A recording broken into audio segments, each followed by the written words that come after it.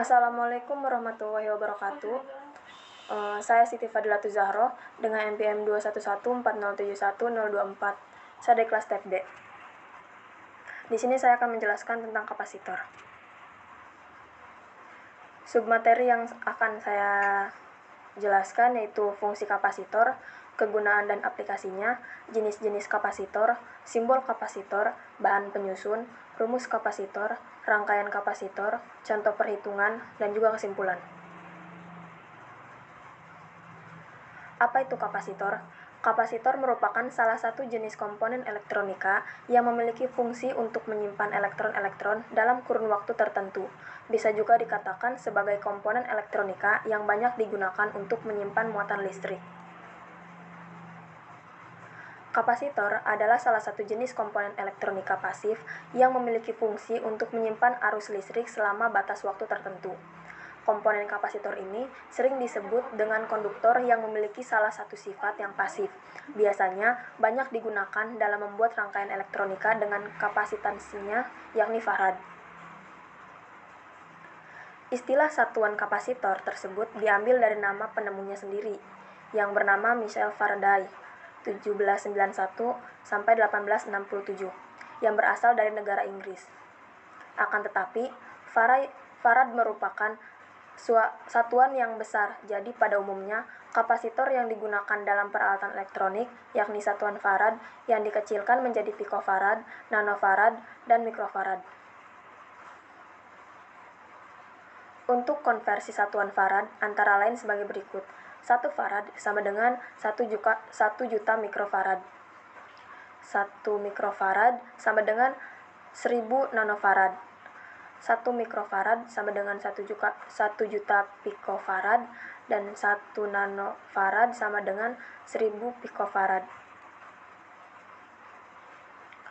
Fungsi kapasitor. Fungsi utama kapasitor adalah untuk menyimpan muatan listrik. Ketika kapasitor diberi tegangan, maka terjadi pengisian atau charging di muatan di dalamnya. Pada penggunaan tertentu terjadi pelepasan muatan listrik atau discharging yang tersimpan di dalam kapasitor. Kegunaan dan aplikasinya. Kapasitor biasanya banyak digunakan sebagai bagian dari rangkaian listrik. Adapun cara kerja dari kapasitor adalah mengumpulkan seluruh muatan listrik internal yang terdapat ketidakseimbangan.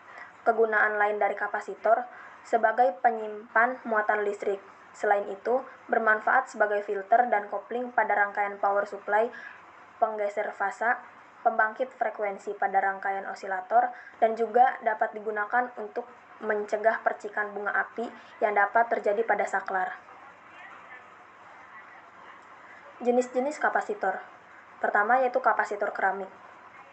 Kapasitor keramik adalah kapasitor bernilai tetap di mana bahan keramik bertindak sebagai dielektrik. Kapasitor ini dibentuk dari 2 atau lebih lapisan bolak-balik dari keramik dan lapisan logam yang bertindak sebagai elektroda. Komposisi bahan keramik menentukan perilaku listrik. Bentuknya ada yang bulat tipis, ada yang persegi, 4, berwarna merah, hijau, coklat, dan lain-lain. Dalam pemasangan di papan rangkaian atau PCB, kapasitor boleh dibolak-balik karena tidak mempunyai kaki positif dan negatif. 2. Yaitu kapasitor polyester.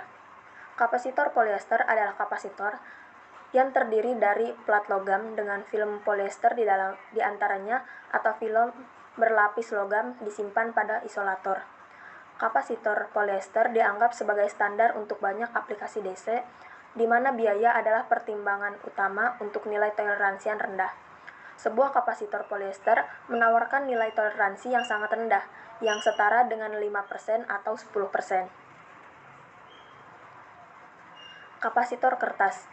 Kapasitor kertas adalah kapasitor yang menggunakan kertas sebagai dielektrik untuk menyimpan muatan listrik. Komponen ini terdiri dari lembaran aluminium dan lembaran kertas.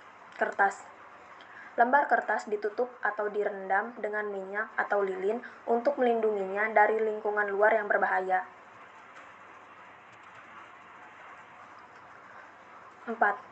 Kapasitor elektrolit. Kapasitor elektrolit memiliki anoda logam yang ditutupi dengan lapisan teroksidasi yang digunakan sebagai dielektrik. Elektroda kedua adalah elektrolit non-padat atau basah atau padat. Kapasitor elektrolit terpolarisasi.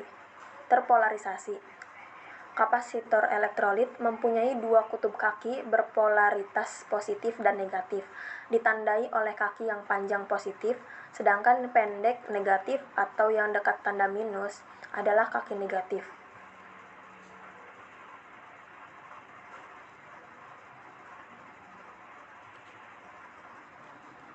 5. Kapasitor variabel. Kapasitor variabel adalah kapasitor yang kapasitansinya dapat sengaja dan berulang kali diubah secara mekanis atau elektronik. Kapasitor variabel sering digunakan dalam sirkuit L atau C untuk mengatur frekuensi resonansi. Misalnya digunakan untuk menyetel radio atau mencocokkan impedansi pada antena tuner. 6. Superkapasitor. Superkapasitor kadang-kadang disebut ultrakapasitor, adalah istilah umum untuk kapasitor double layer listrik atau EDLC.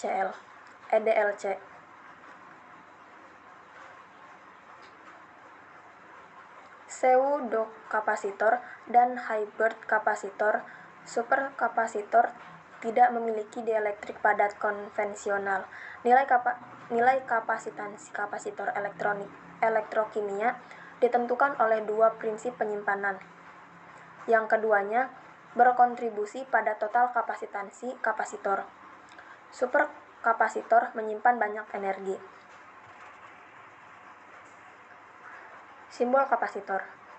Berikut adalah simbol dari kapasitor.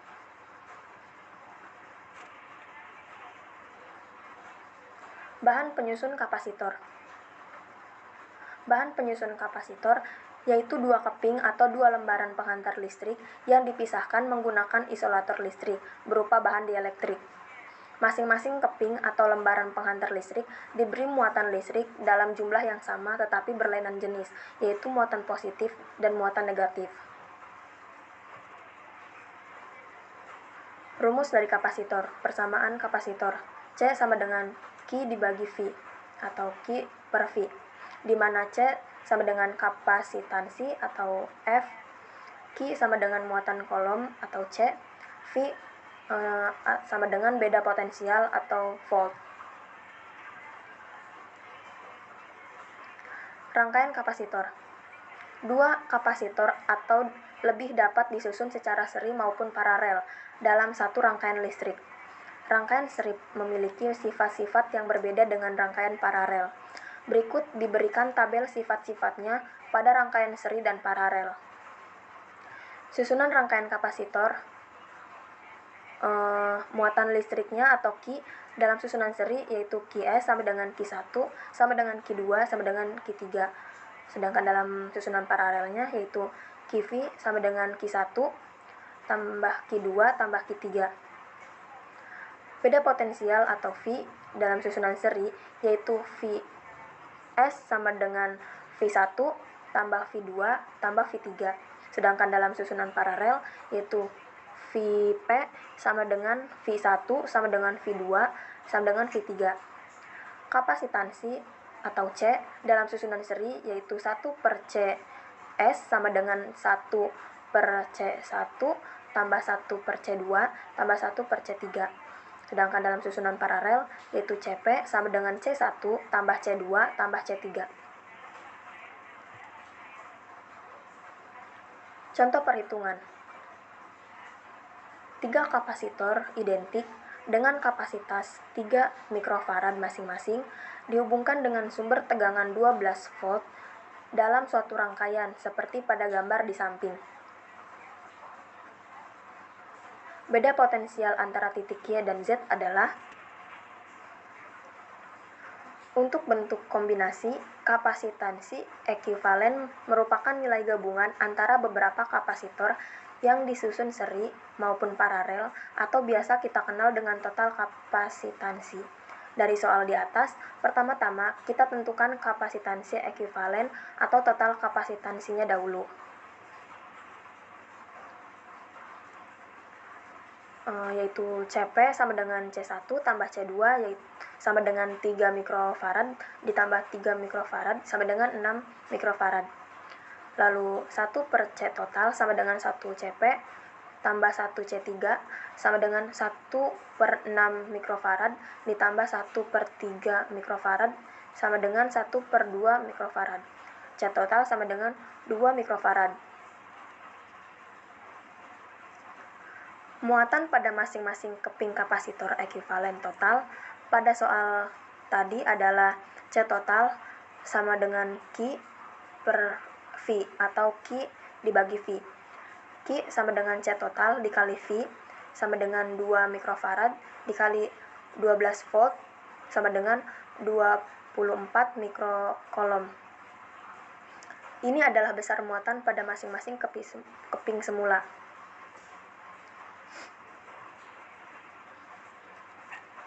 Beda potensial antara titik Y dan Z yakni pada C3 adalah V3 sama dengan Q per C3 atau Q dibagi C3 sama dengan 24 mikrokolom dibagi 3 mikrofarad atau dibagi 3 mikrofarad sama dengan 8 volt. Jadi beda potensial antara titik Y dan Z yaitu 8 volt. Kesimpulan. Kapasitor adalah sebuah benda yang dapat menyimpan muatan listrik. Benda ini terdiri dari 2 plat konduktor yang dipasang berdekatan satu sama lain, tapi tidak sampai bersentuhan. Benda ini dapat menyimpan tenaga listrik dan dapat menyalurkannya kembali. Kegunaannya dapat ditemukan seperti pada lampu flash pada kamera, juga banyak dipakai pada papan sirkuit elektrik pada komputer yang sering kita gunakan atau pada berbagai peralatan elektronik. Mungkin itu saja yang dapat saya sampaikan, kurang lebihnya mohon maaf. Wassalamualaikum warahmatullahi wabarakatuh. Judulnya inilah, jangan balik ini gimana?